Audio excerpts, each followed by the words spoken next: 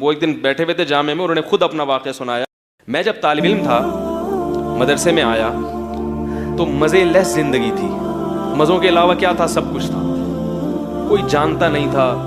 مجھے 4 آدمیوں میں بیان کے لیے ہمارے استاذ نے کھڑا کیا تو میں ٹوٹا پھوٹا سا میں نے بیان کیا. انہوں نے کہا اس وقت کیا حال ہوگا جب ہزاروں لوگ تمہارا بیان سنیں گے. تو مجھے لگا یہ لطیفہ سنا رہے ہیں. میں نے کہا کیوں ہزاروں لوگ ہمارا بیان سنیں گے بھائی, کیوں سنیں گے؟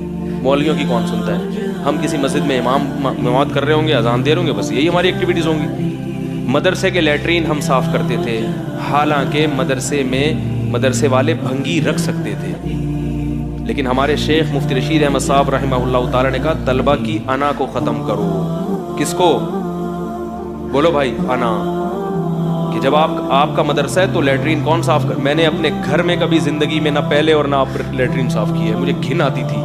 مگر مدرسے میں جہاں ہم پڑھتے تھے لیٹرین کا مطلب فلش, وہ ہم صاف کرتے تھے. حضرت نے پابندی لگائی تھی کوئی بھنگی نہیں آئے گا, آپ کرو گے.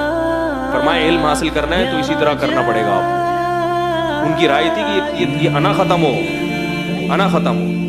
بزرگوں کے چپلیں ہم سے سیدھی کروائی جاتی تھی. استاذ ہم کو ڈانٹتے تھے, ہمیں اجازت نہیں تھی, اور ہم اچھی طرح ان سے پیش آتے تھے, بہت اچھی طرح پیش آتے تھے.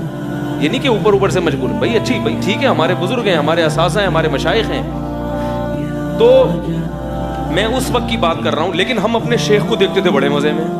ہمارے جو حضرت مفتی رشید صاحب لاکھوں روپے کی خوشبوئیں لگا رہے ہیں, اور جناب ان کا دفتر بڑا خوبصورت, ایئر کنڈیشن روم.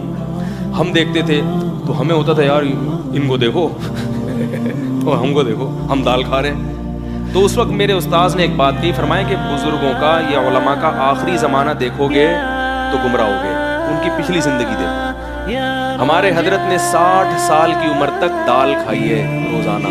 پیسے نہیں ہوتے تھے انڈا کھانے کے. یہ تو میں کئی بار بیانات میں بتا چکا ہوں, انڈا کھانے کے. اور فرماتے ہیں کہ اس غربت میں ایسے رہتا تھا جیسا ملک کا کیا ہوں میں بادشاہ, اس قدر غربت. اور عہدہ کیا تھا؟ دارالعلوم کورنگی میں شیخ الحدیث. 20 سال میرے شیخ نے صحیح بخاری پڑھائی ہے, جو سب سے بڑا عہدہ ہے, اور پاکستان کا سب سے بڑا مدرسہ دارالعلوم کورنگی میں. اس وقت حضرت کی تنخواہ کا یہ عالم تھا کہ لاہور سفر کرنے کے لیے حضرت کے پاس تنخواہ سے پیسے نہیں بچتے تھے. پورے سال تھوڑے پیسے تنخواہ سے بچا کے سال میں ایک دفعہ پھر اپنے شیخ کی زیارت کے لیے جاتے تھے. ٹرین کا کرایہ جمع ہوتا تھا, بسوں میں سفر کرتے لٹک کے, ٹھیک ہے نا. بچی کی طبیعت خراب ہوئی تو ٹیکسی, حضرت کے پاس گاڑی واڑی نہیں تھی, ٹیکسی کے انتظار میں بچی کی جان چلی گئی. بخار ہوا تیز, وہ انتقال ہو گیا اس بچی کا.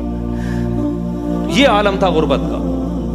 تو لوگ اس وقت کو دیکھ رہے ہوتے ہیں. حضرت مولانا طارق مل صاحب کے بارے میں لوگ کہتے ہیں لینڈ کروزر میں گھوم رہے ہو, یہ وہ ایک دن بیٹھے ہوئے تھے جامع میں, انہوں نے خود اپنا واقعہ سنایا.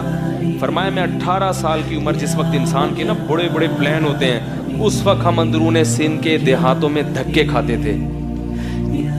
کوئی ہماری بات, کوئی نہیں سنتا تھا ہماری بات. فرمایا کہ کئی سال دھکے کھا کے لوگ کیا کرتے تھے کہ مسجدوں سے سامان اٹھا کے باہر پھینک دیتے. اور یہ تھے بڑے اونچے خاندان کے, میڈیکل کالج MBBS چھوڑ کر آئے, ایک جہاں ٹھاٹ باٹ دیکھے, زمیندار تھے, چودھری تھے وڈیروں, ان کے باپ دادا سارے علاقے کے چودھری. اتنے بڑے آدمی کے ساتھ جب یہ سلوک ہوگا, نہ گھر میں عزت, گھر میں بھی تانے کے مولوی بن گیا, مولوی بن رہا ہے, کسی کام کا نہیں. فرماتے تھے کہ ہم دھکے کھاتے تھے. تو ایک دن میں مایوس ہو کے میں نے اپنے ایک بزرگ سے کہا, میں نے کہا حضرت یہ کب تک ہم یہ دھکے کھاتے رہیں گے, کوئی نہیں سنتا. تو فرماتے ہیں کہ انہوں نے یہ خوشخبری دی. فرمایا کہ تم یہ اللہ کے لیے قربانی دے رہے ہو, ایک وقت آئے گا بادشاہوں تک اللہ تمہاری رسائی, بولو بھائی, بادشاہ تمہیں بلائیں گے, وزراء تمہیں بلائیں گے. تو یہ جو اہل اللہ کے آخری زمانہ ہوتا ہے نا, جس میں لینڈ کروزر میں گھوم رہے ہوتے ہیں, اس کو دیکھ کے گمراہ ہونے کی کوشش. اگر مولویوں کے اتنے مزے ہوتے ہیں تو اپنے بچوں کو مولوی کیوں نہیں بناتے ہیں بھائی؟ ہر آدمی چاہتے ہیں نا میرے بچے بہت مزے کریں, تو بناؤ نا اپنے بچوں کو مولوی. آپ کو پتہ ہے مدرسے میں جا کے بیٹھ جائے گا, عجیب سا, نہ کوئی سرٹیفکیٹ, کوئی ایسا سرٹیفکیٹ جس کی بیس پہ کہیں جاب مل سکے. تو اس لیے